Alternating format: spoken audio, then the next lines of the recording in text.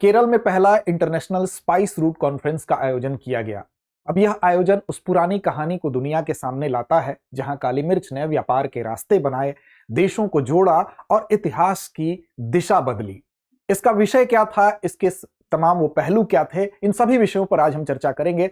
तो आज की हमारी चर्चा का केंद्र क्या है, वो है इंटरनेशनल स्पाइस रूट कॉन्फ्रेंस। और चूंकि ये पहली बार हुआ है तो आइए देखते हैं कि इसके महत्वपूर्ण क्या क्या इसमें बातें कही गई हैं। तो चलिए सबसे पहले बात करते हैं खबर की। तो खबर यही है कि इंटरनेशनल स्पाइस रूट कॉन्फ्रेंस, जो कि पहला है इसलिए महत्वपूर्ण है, आयोजित किया गया।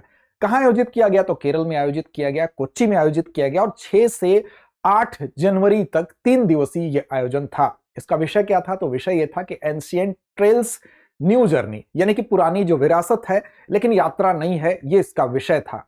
अब यहां पर जो स्पाइस रूट था, यानी कि जो पुराना जो हमारा मसालों का मार्ग था, व्यापारिक मार्ग था, उन पर ही ये केंद्रित था। बेसिकली इसकी वजह से ये कहा जा रहा है कि जो प्राचीन व्यापारिक मार्ग थे वो सिर्फ व्यापार के माध्यम नहीं थे, बल्कि उनके माध्यम से विभिन्न सभ्यताओं के बीच में जो सांस्कृतिक और भौतिक संबंध कायम हुए थे वो एक विरासत है और उसी विरासत का संरक्षण करना यहां पर प्रमुख उद्देश्य था। तो आइए देखते हैं इसके विषय में प्रमुख तथ्य। इसमें 22 देशों के 38 अंतर्राष्ट्रीय प्रतिनिधि इसमें शामिल हुए और इसके माध्यम से ये कोशिश है, इसका उद्देश्य मुख्य रूप से ये है कि प्राचीन जो स्पाइस रूट्स है उसकी ऐतिहासिक विरासत को समझा जाए, उसका संरक्षण किया जाए और जिम्मेदार पर्यटन को बढ़ावा दिया जाए। ये उसका उद्देश्य है।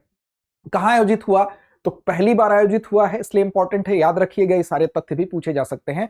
3 दिवसीय सम्मेलन था, इसमें 6 से 8 जनवरी तक ये चला था। 22 देशों के 38 अंतर्राष्ट्रीय प्रतिनिधि हिस्सा लिए थे और ये बेसिकली इसको आयोजित करने में मुजिरिस हेरिटेज प्रोजेक्ट और साथ साथ केरल गवर्नमेंट का योगदान रहा। उद्देश्य क्या है? तो व्यापारिक जो स्पाइस रूट है उसकी ऐतिहासिक विरासत को समझना। और इसी समय पे जो मुजिरिस हेरिटेज प्रोजेक्ट है उसके अंतर्गत 33 इमर्सिव हेरिटेज ट्रेल्स, यानी कि जो व्यापारिक मार्ग विरासत, व्यापारिक मार्ग के तौर पर जो विरासत है उसको भी शुरू किया गया। तो इंटरनेशनल हम कह सकते हैं कि यहां पर जो भी स्पाइस रूट से रिलेटेड जो हेरिटेज नेटवर्क है उसकी औपचारिक शुरुआत भी यहां पर की गई। तो इन तथ्यों को हम याद रखेंगे।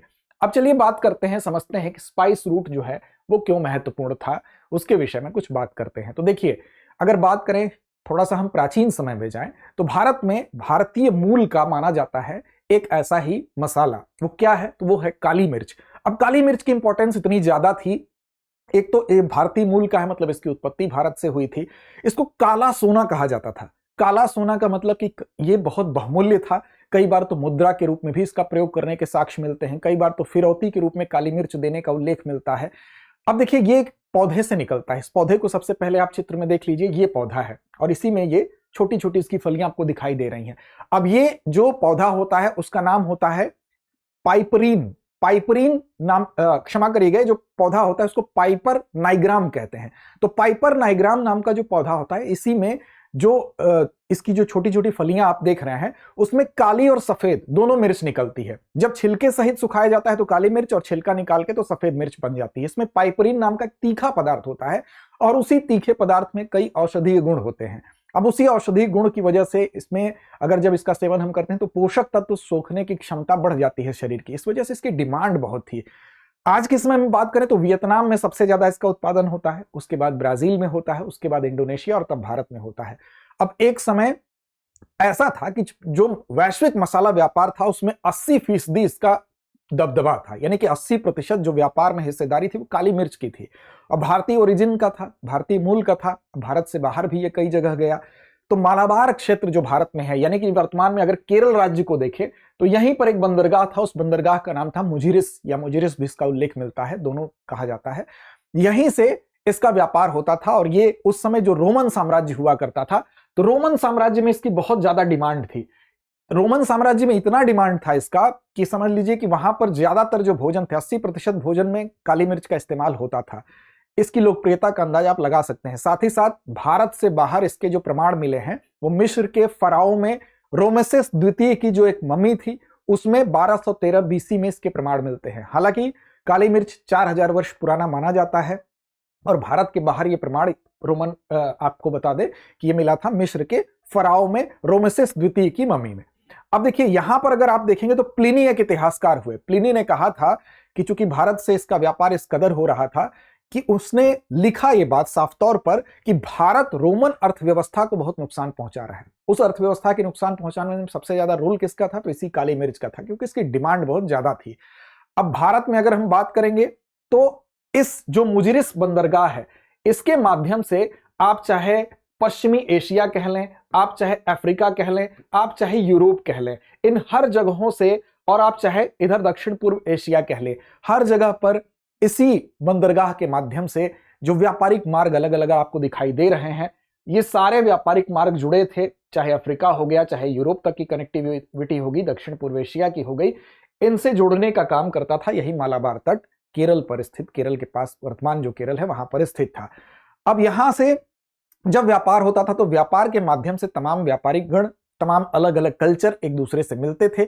इसका मतलब यह सिर्फ व्यापार का माध्यम नहीं था, बल्कि विभिन्न सांस्कृतिक और भौतिक रूप से एक दूसरे को प्रभावित करने का भी माध्यम था। अब ये जो जितने भी रूट थे, ये सभी क्या थे? ये मसाला रूट थे, यानी कि स्पीसीज रूट थे।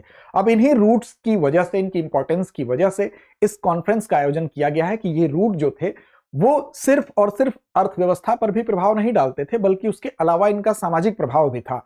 वो कुछ इस तरह से था कि आप देखिए कि भारत और अगर आप देखेंगे तो जैसे जर्मनी और हंगरी में इससे संबंधित जो व्यापारी थे उनको फेफर बुलाया जाता था, पुर्तगाल में उनको पिमेंटा बुलाया जाता था। तो इसका कहीं ना कहीं जो है सामाजिक प्रभाव भी देखने को मिलता था। तो अब इन्हीं व्यापारिक मार्गों की इंपॉर्टेंस को फिर से सहेजते हुए इस कॉन्फ्रेंस का आयोजन किया गया है, और ये पहली बार हुआ है, इसलिए आपके लिए महत्वपूर्ण भी है। तो ये इससे संबंधित कुछ महत्वपूर्ण तथ्य थे। अब इसी व्यापारिक मार्ग को लेकर अभी हाल ही में जो कॉन्फ्रेंस आयोजित किया गया है, उसमें उन तमाम चीजों को फिर से सहेजते हुए उसके दूसरे एस्पेक्ट पर भी प्रकाश डाला जा रहा है कि यहां पर पर्यटन भी ऐसा पर्यटन हो जो कि जिम्मेदार पर्यटन हो, यानी कि प्रकृति को नुकसान न पहुंचाते हुए इन व्यापारिक मार्गों की महत्ता को याद करते हुए पर्यटन को भी बढ़ावा दिया जाए। तो ये आप याद रखना है। अब देखिए, यहां पर शुरुआत में रोमन जो एम्पायर था उस वहां पर इसकी डिमांड बहुत ज्यादा थी, लेकिन बाद में उसका जब कंट्रोल समाप्त हुआ तो फिर उस पर कंट्रोल आप देखेंगे कि रोमन एम्पायर के जाने के बाद अरब व्यापारियों ने मध्यस्थ का काम किया। फिर अरब व्यापारियों के बाद 1511 में आप देखेंगे, 1511 के बाद जो पुर्तगाली थे, पुर्तगालियों ने विशेष तौर पर इस व्यापार पर अधिकार जमाने की कोशिश की, तो वहां उनके अधिकार में आ गया। तो 1511 के बाद मालाबार जो मसाला है उस पर पुर्तगाली इंपैक्ट भी आता है। काली मिर्च व्यापार एक प्रमुख कारण माना जाता है इस्लाम के पूर्व की ओर प्रसार का भी, क्योंकि ये उस समय बहुत बहुमूल्य एक मसाले के तौर पर इसको देखा जाता था। यहां तक कि आप देखेंगे कि उस समय यूरोप में इसके ऊपर जो है वो विलासिता टैक्स भी लगाया गया था। तो आप इसके बहुमूल्य होने के बारे में अंदाजा लगा सकते हैं। तो ये स्पाइस रूट के इंपॉर्टेंस को फिर से सहेजने का एक प्रयास था। आगे बढ़ेंगे उससे पहले आपको बता दें कि दृष्टि आई इसकी तरफ से हम आपके लिए लेकर आए हैं एक शानदार कोर्स। शानदार क्यों है? शानदार इसको बनाती है इसकी कीमत, और इससे भी शानदार बनाती है इसकी खूबियां। कीमत इसकी मात्र 24,999 रुपए है। अब इसी फीस में अगर इस कोर्स को आप लेते हैं, GS studio foundation live online course, तो यहां पर आपको जीएस की जो बुनियादी तैयारी है प्रीलिम्स से लेकर मेंस तक वो 14 माह में कंप्लीट कराई जाती है। 1250 प्लस घंटों की कक्षाएं मिलेंगी, 18 आपको प्रीलिम्स और मेंस के क्लास टेस्ट मिलेंगे, आपको 2 वर्षों के करंट अफेयर्स के क्लासेस का एक्सेस और प्रिंटेड पीडीएफ मटेरियल भी मिलेगा, और बहुत सारी चीजें। कोई भी आपको डाउट होगा वो आप पूछ सकते हैं। तो इन सारी विशेषताओं के वजह से साथ साथ ये फीस जब आप आएंगे ऑफलाइन बैच में एडमिशन लेंगे तो ये फीस पूरी की पूरी एडजस्ट होगी। तो एक तरह से ये निःशुल्क कोर्स हुआ। इसके अलावा आपको हिंदी, इंग्लिश और इंग्लिश तीनों माध्यम में इसके बैच मिलेंगे, तो तीनों माध्यम में आप ले सकते हैं। इसके अलावा AMITABH इस कोड का अगर इस्तेमाल करते हैं तो फिलहाल ये जो फीस है इसमें आपको अतिरिक्त डिस्काउंट भी मिल जाएगा। तो अमिताभ कूपन कोड है, दृष्टि लर्निंग ऐप पर आप जाएंगे, इस कोड का इस्तेमाल करेंगे तो अतिरिक्त लाभ आपको मिलेगा। अब देखिए, विश्व मसाला संगठन पर भी एक नजर डाल लेते हैं। इसकी स्थापना वर्ष 2011 में की गई थी, और इसका उद्देश्य क्या था? कोच्चि केरल में इसको एक गैर लाभकारी संगठन के रूप में स्थापित किया गया था। त्रावणकोर कोचीन अधिनियम 1956 के तहत ये पंजीकृत है। मसाला उद्योग को स्टैब्लिश करने के लिए, उसके उन्नयन के लिए, खाद्य सुरक्षा और स्थिरता से जुड़े मुद्दों में सहायता करने के लिए इसकी स्थापना की गई थी। नवंबर 2025 में चौथा राष्ट्रीय मसाला सम्मेलन भी गुंटूर आंध्र प्रदेश में आयोजित किया गया है। अब ये क्या करता है? ये WSO सभी हितधारकों को आपस में जोड़ता है। सभी हितधारकों का मतलब मसाले की प्रोडक्शन के लिए जो किसान काम कर रहा है उनको भी, उद्योग से जुड़े लोग हैं उनको भी, इससे संबंधित जो रिसर्च करने वाले लोग हैं उनको भी, मतलब जो ज्ञानी लोग हैं उनको भी, सबको एक साथ जोड़ने का काम भी विश्व मसाला संगठन यानी WSO करता है। इसकी सहयोगी संस्थाओं की बात करें तो स्पीसीज बोर्ड हो गया, GIZ हो गया, IDH हो गया, रेन फॉरेस्ट अलायंस हो गया, ये तमाम इसके सहयोगी संगठन है। तो इसके विषय में भी आप जानते रहिए, साथ साथ इस पहले कॉन्फ्रेंस के बारे में भी आप अपडेट रहिए। तो चलिए अब चलते हैं अभ्यास प्रश्न की तरफ। डब्ल्यूएसओ की स्थापना कब और कहां हुई थी? विकल्प आपके सामने हैं, वर्ष 2010 नई दिल्ली, वर्ष 2011 कोच्चि, वर्ष 2012 मुंबई या वर्ष 2015 बेंगलुरु। इससे पहले कि आप इसका जवाब दें कमेंट बॉक्स में, आप एक चीज और ध्यान रखें कि दृष्टि लर्निंग ऐप को डाउनलोड कर लीजिए और दृष्टि आईएएस यूट्यूब चैनल को हमारे इस नाम से आपको मिलेगा टेलीग्राम पर, वहां जाकर टेलीग्राम चैनल को हमारे फॉलो कर लें ताकि इसके अपडेट आपको वहां पर मिलते रहेंगे। तो लड़ते रहिए, अपने लक्ष्य की ओर बढ़ते रहिए। अब एग्जाम की तैयारी को और बेहतर करने के लिए हमारे चैनल को लाइक, शेयर और सब्सक्राइब करना ना भूलें।